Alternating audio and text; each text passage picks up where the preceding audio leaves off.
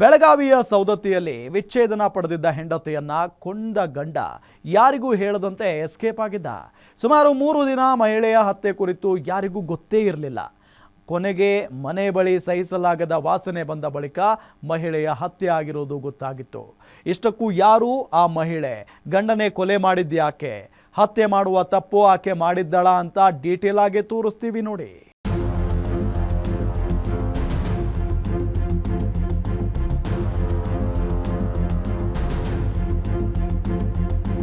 ಹೀಗೆ ಗಂಡನ ಕಿರುಕುಳದ ಕುರಿತು ಅಲವತ್ತು ತೋಡ್ಕೊಳ್ತಿರೋ ಮಹಿಳೆ ಹೆಸರು ಕಾಶವ್ವ ನೆಲ್ಲಿಗಣಿ. ಈಕೆಗೆ ಕಾಟ ಕೊಡ್ತಿದ್ದೋನು ಬೇರಾರೂ ಅಲ್ಲ, ಆಕೆ ಪ್ರೀತಿಸಿ ಮದುವೆಯಾಗಿದ್ದ ಗಂಡ ಸಂತೋಷ್ ಕಾಂಬ್ಳೆ. ಕಾಶವ್ವ ಕಂಡಕ್ಟರ್ ಆಗಿ ಕೆಲಸ ಮಾಡ್ತಿದ್ರೆ ಸಂತೋಷ್ ಕಾಂಬ್ಳೆ ಕಾನ್ಸ್ಟೇಬಲ್ ಆಗಿ ಕೆಲಸ ಮಾಡ್ತಿದ್ದ. 6 ತಿಂಗಳ ಹಿಂದೆ ಇಬ್ಬರಿಗೂ ಡಿವೋರ್ಸ್ ಕೂಡ ಆಗಿತ್ತು. ಆದ್ರೂ ಸಂತೋಷ್ ಕಾಂಬ್ಳೆ ಕಾಶವ್ವಳ ಬೆನ್ನ ಹಿಂದೆ ಬಿದ್ದಿದ್ದ. ಕೊನೆಗೆ ಇದು ಕೊಲೆಯಲ್ಲಿ ಅಂತ್ಯವಾಗಿದೆ.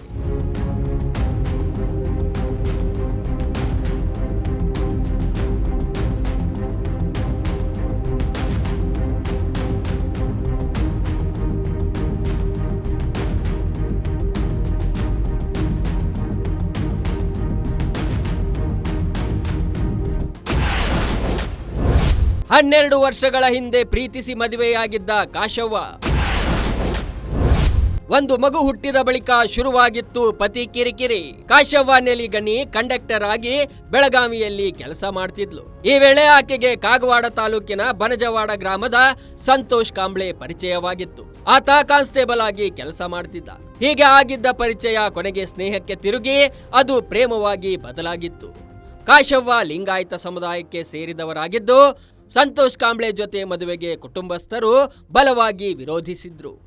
ಆದರೆ ಮನೆಯವರ ವಿರೋಧ ಲೆಕ್ಕಿಸದೆ ಕಾಶವ್ವ ಸಂತೋಷ್ ಕಾಂಬ್ಳೆ ಜೊತೆ ವೈವಾಹಿಕ ಜೀವನಕ್ಕೆ ಕಾಲಿಟ್ಟಿದ್ಲು.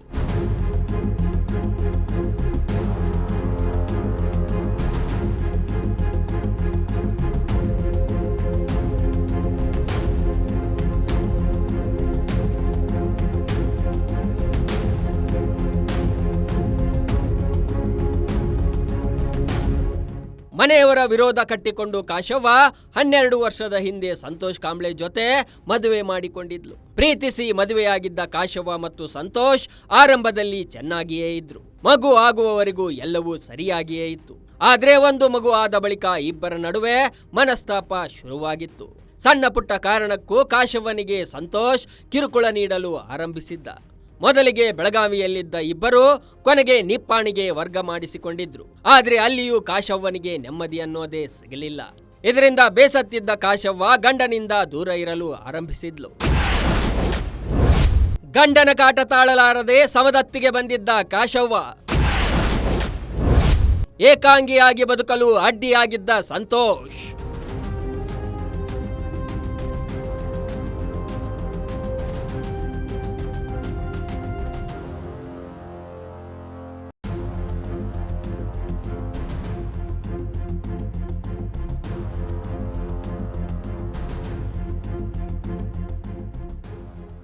ಮಗು ಆಗುವವರೆಗೂ ಗಂಡ ಹೆಂಡತಿ ನಡುವೆ ತಾಳಮೇಳ ಸರಿಯಾಗೇ ಇತ್ತು. ಆದರೆ ಒಂದು ಮಗುವಾದ ಬಳಿಕ ಎಲ್ಲವೂ ಬದಲಾಗಿತ್ತು. ಸಣ್ಣ ಪುಟ್ಟ ವಿಚಾರಕ್ಕೂ ಸಂತೋಷ್ ಕಾಂಬ್ಳೆ ಹೆಂಡತಿಯ ಮೇಲೆ ಜಗಳ ಮಾಡ್ತಿದ್ದ. ಜೊತೆಗೆ ಆತ ಚಟಗಳಿಗೆ ದಾಸನಾಗಿದ್ದ ಅಂತ ಕಾಶವ್ವಳ ಸಹೋದರ ಈರಣ್ಣ ಆರೋಪಿಸಿದ್ದಾರೆ. ಕುಡಿತ ಮತ್ತು ಜೂಜಿನ ಚಟಕ್ಕೆ ದಾಸನಾಗಿದ್ದ ಸಂತೋಷ್ ಕಾಂಬ್ಳೆ ಸರಿಯಾಗಿ ಕೆಲಸಕ್ಕೂ ಹೋಗ್ತಿರ್ಲಿಲ್ವಂತೆ. ಹೀಗಾಗಿ ಗಂಡನ ಕಾಟ ತಾಳಲಾರದೆ ಕಾಶವ್ವ ಸವದತ್ತಿಗೆ ವರ್ಗಾವಣೆ ಮಾಡಿಸಿಕೊಂಡು ಬಂದಿದ್ಲು. ಸವದತ್ತಿಗೆ ಬಂದರೂ ಸಂತೋಷ್ ಕಾಂಬ್ಳೆ ಕಾಟ ಕೊಡೋದನ್ನ ಬಿಟ್ಟಿರಲಿಲ್ಲ. ಸಂತೋಷ್ ಕಾಂಬ್ಳೆ ಆಕೆ ಬದುಕಲು ಅಡ್ಡಿಯಾಗಿದ್ದ.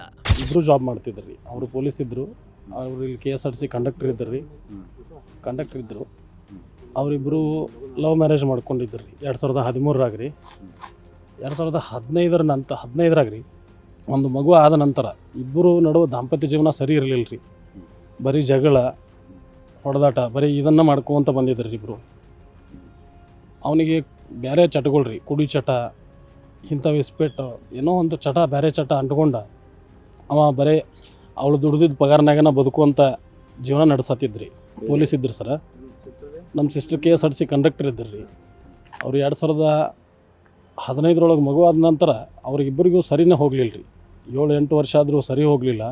ಈಗ ಮೊನ್ನೆ ಎರಡು ವರ್ಷದ ಹಿಂದೆ ನನಗೆ ಸಾಕು ಇವ್ನು ನಿಂಬಲ್ಲಿ ಜೀವನ ಅಂಥೇಳಿ ಬಿಟ್ಟು ಬಂದ್ರಿ. ಬಿಟ್ಟು ಬಂದು ನಂಗೆ ಡೈವರ್ಸ್ ಕೊಡಿಸ್ರಿ ಇವನಿಂದ ಸಾಕು ನಂಗೆ ಅಂಥೇಳಿ ನಮ್ಮ ಮನೆಗೆ ಬಂದಾಗ ನಾವು ಅವ್ರಿಗೆ ಡೈವರ್ಸ್ ಕೊಡಿಸುವಂಥ ವ್ಯವಸ್ಥೆಯನ್ನು ಮಾಡಿದ್ದೀವಿ ರೀ. ಮೊನ್ನೆ 4ನೇ ತಿಂಗಳ 5ನೇ ತಾರೀಕು ಏಪ್ರಿಲ್ ತಿಂಗಳೊಳಗೆ ಡೈವರ್ಸ್ ಆತ್ರಿ ಅವ್ರಿಬ್ಬರದು. ಡೈವರ್ಸ್ ಆದಮೇಲೂ ಸುಮ್ಮನೆ ಉಳಿತಾರಂಗಾರ ನೆಮ್ಮದಿಯಾಗಿ ಇರ್ತಾರೆ, ಅವ್ರ ಪಾಡಿಗೆ ಅವ್ರು ಇರ್ತಾರೆ, ಇವ್ರ ಪಾಡಿಗೆ ಇವ್ರು ಇರ್ತಾರೆ ಅಂತೇಳಿ ಸುಮ್ಮನಾಗಿದ್ದೀವಿ ರೀ. ಅವ ಏನಿಲ್ಲ ಮತ್ತು ಅದೇ ಬಂದು ಕಿರಿಕಿರಿ ಮಾಡೋದು, ಹೊಡಿಯೋದು, ಬಡಿಯೋದು ಇದು ರೀತಿ ಮಾಡ್ಕೊತ ಬಂದ್ರಿ. ಈಗ ರೀಸೆಂಟಾಗಿ ಮೊನ್ನೆ ಸವದತ್ತಿಗೆ ಬಂದ ಅವಳ ಮೇಲೆ ಹಲ್ಲೆ ಮಾಡೋದಾಗಲಿ, ಇದನ್ನು ಮಾಡೋದಾಗಲಿ, ಹೊಡಿಯೋದಾಗಲಿ, ಬಡಿಯೋದಾಗಲಿ ಮತ್ತು ದುಡ್ಡು ಕೇಳೋದು ಇಂಥವೆಲ್ಲ ಮಾಡಿ ಸೋಮವಾರ ದಿವಸ ಇಂಥದ್ದೊಂದು ತಪ್ಪು ಕೆಲಸ ಮಾಡಿ ಹೋಗಿದ್ದಾನೆ ಸರ್.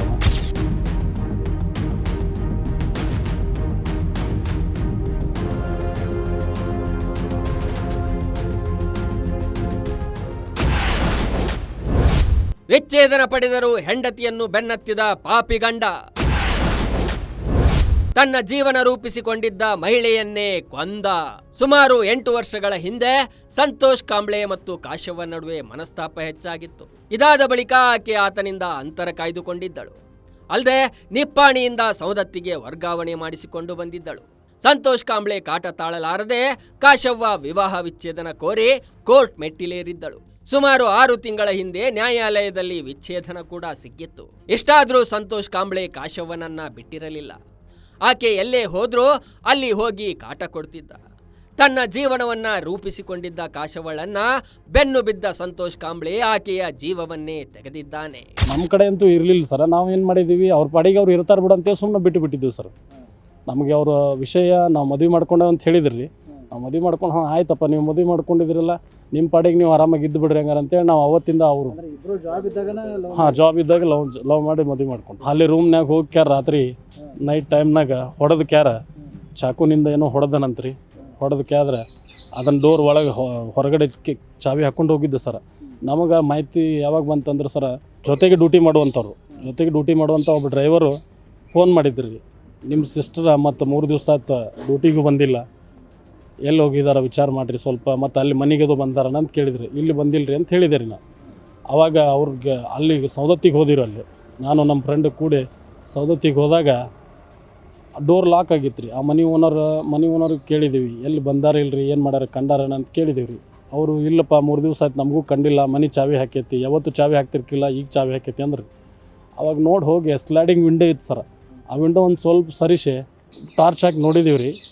7:30 ಸುಮಾರು ಕತ್ಲಾಗಿತ್ತು ರೀ.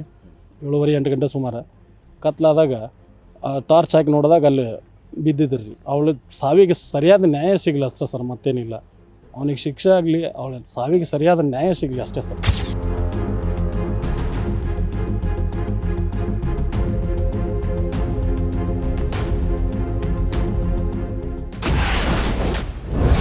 ಒಂಟಿಯಾಗಿದ್ದ ಮಹಿಳೆ ಮನೆಗೆ ನುಗ್ಗಿ ಚಾಕು ಇರಿದಿದ್ದ ಪಾಪಿ. ಕೊಲೆಯಾದ 4 ದಿನದ ಬಳಿಕ ಬಯಲಾಗಿತ್ತು ಕೊಲೆ ರಹಸ್ಯ. ನಿಪ್ಪಾಣಿಯಿಂದ ಸವದತ್ತಿ ಡಿಪೋಗೆ ವರ್ಗಾವಣೆ ಮಾಡಿಸಿಕೊಂಡಿದ್ದ ಕಾಶವ್ವ ಸವದತ್ತಿಯ ರಾಮ್ ಸೈಟ್ನಲ್ಲಿ ಮನೆ ಮಾಡಿಕೊಂಡಿದ್ಲು. ಹೀಗೆ ಒಂಟಿಯಾಗಿದ್ದ ಕಾಶವ್ವಳ ಮನೆಗೆ ನುಗ್ಗಿದ ಸಂತೋಷ್ ಕಾಂಬ್ಳೆ ಮಹಿಳೆಗೆ ಚಾಕು ಇರಿದು ಬಿಟ್ಟಿದ್ದ. ಆಕೆಯ ಹೊಟ್ಟೆ, ಕತ್ತು ಮತ್ತು ಕಪಾಳಕ್ಕೆ ಚುಚ್ಚಿದ್ದಾನೆ. ಹೀಗೆ ಚಾಕುವಿನಿಂದ ಮಹಿಳೆ ಮೇಲೆ ಅಟ್ಯಾಕ್ ಮಾಡಿದ್ದರಿಂದ ಆಕೆ ಅಲ್ಲಿಯೇ ಪ್ರಾಣ ಬಿಟ್ಟಿದ್ದಾಳೆ. ಇದಾದ ಬಳಿಕ ಸಂತೋಷ್ ಮನೆಗೆ ಬೀಗ ಹಾಕಿ ಪರಾರಿಯಾಗಿದ್ದ. ಕಾಶವ್ವ 3 ದಿನವಾದರೂ ಕೆಲಸಕ್ಕೆ ಬಾರದ ಕಾರಣ ಆಕೆಯ ಸಹೋದ್ಯೋಗಿಯೊಬ್ಬರು ಕಾಶವ್ವಳ ಸಹೋದರನಿಗೆ ಕರೆ ಮಾಡಿದ್ರು. ಆಗ ಬಂದು ನೋಡಿದಾಗ ಕಾಶವ್ವ ಕೊಲೆಯಾಗಿರೋದು ಗೊತ್ತಾಗಿದೆ. ತಕ್ಷಣ ಕಾರ್ಯಪ್ರವೃತ್ತರಾದ ಮಹಿಳೆ ನಮ್ಮ ಪೊಲೀಸರು, ಆ ಮಹಿಳೆ ಬಗ್ಗೆ ನಮ್ಗೆ ಆಲ್ರೆಡಿ ಗೊತ್ತಿತ್ತು. ಯಾಕಂತಂದರೆ ಜನವರಿ ಫೆಬ್ರವರಿಯಲ್ಲಿ ನಮ್ಮಲ್ಲಿ ಒಂದು ಅವಳ ಮೇಲೆ ಕೊಲೆ ಅಟೆಂಪ್ಟ್ ಮಾಡಿರ್ತಕ್ಕಂಥ ಒಂದು ಪ್ರಕರಣ ಕೂಡ ದಾಖಲಾಗಿತ್ತು. ಅದರ ಆರೋಪಿ ಬೇರೆ ಯಾರೂ ಅಲ್ಲ, ಅವಳ ಪತಿಯಾಗಿರ್ತಕ್ಕಂಥ ಸಂತೋಷ್ ಕಾಂಬ್ಳೆ ನಮ್ಮ ಪೊಲೀಸ್ ಇಲಾಖೆಯಲ್ಲಿ ಪೇದೆಯಾಗಿ ಕೆಲಸ ಮಾಡ್ತಾಯಿದ್ದ. ಆ ಪ್ರಕರಣ, ಕೊಲೆ ಯತ್ನದ ಪ್ರಕರಣ ಆಗಿರ್ತಕ್ಕಂಥ ಸಂದರ್ಭದಲ್ಲಿ ಅವನನ್ನು ಅರೆಸ್ಟ್ ಮಾಡಿ ಅವನನ್ನು ನಮ್ಮ ಇಲಾಖೆಯ ಸೇವೆಯಿಂದ ಅಮಾನತು ಕೂಡ ಮಾಡಲಾಗಿತ್ತು. ಕೆಲವು ದಿನಗಳ ಹಿಂದೆ, 6 ತಿಂಗಳ ಹಿಂದೆ ಇವರಿಬ್ಬರ ಮಧ್ಯೆ ಡೈವರ್ಸ್ ಕೂಡ ಆಗಿರ್ತಕ್ಕಂಥದ್ದು.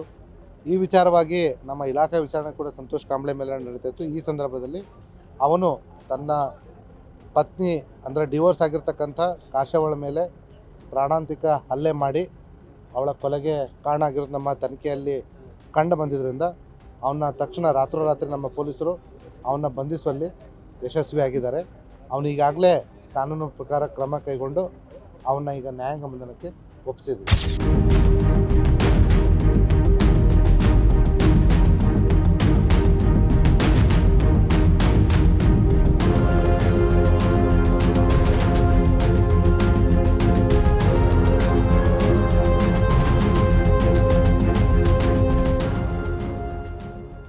ಗಂಡನಿಂದ ಡಿವೋರ್ಸ್ ಪಡೆದು ನೆಮ್ಮದಿಯಿಂದ ಜೀವನ ಸಾಗಿಸ್ತಿದ್ದ ಮಹಿಳೆಗೆ ಗಂಡ ಕಾಟ ಕೊಡೋದು ನಿಲ್ಲಿಸಿರಲಿಲ್ಲ. ಇದೇ ಕಾರಣಕ್ಕೆ ಆಕೆ ಬೇರೆ ಊರಿಗೆ ಹೋಗಿ ನೆಲೆ ಕಂಡುಕೊಂಡಿದ್ಲು. ಅಲ್ಲಿಗೂ ಹೋಗಿ ಕಾಟ ಕೊಟ್ಟ ಗಂಡ ಆಕೆಯ ಉಸಿರನ್ನೇ ನಿಲ್ಲಿಸಿದ್ದಾನೆ. ಹೆಂಡತಿ ಯಮಪುರಿಗೆ ಪಯಣಿಸಿದ್ರೆ ಗಂಡ ಬೆಳಗಾವಿಯ ಹಿಂಡಲಗ ಜೈಲಿನಲ್ಲಿ ಕಂಬಿ ಎಣಿಸ್ತಾ ಇದ್ದಾನೆ. ಇದಾಗಿತ್ತು ಈ ಹೊತ್ತಿನ ವಿಶೇಷ. ನೋಡ್ತಾ ಇರಿ ಗ್ಯಾರಂಟಿ ನ್ಯೂಸ್. ಸುದ್ದಿ ಖಚಿತ, ನ್ಯಾಯ ನಿಶ್ಚಿತ.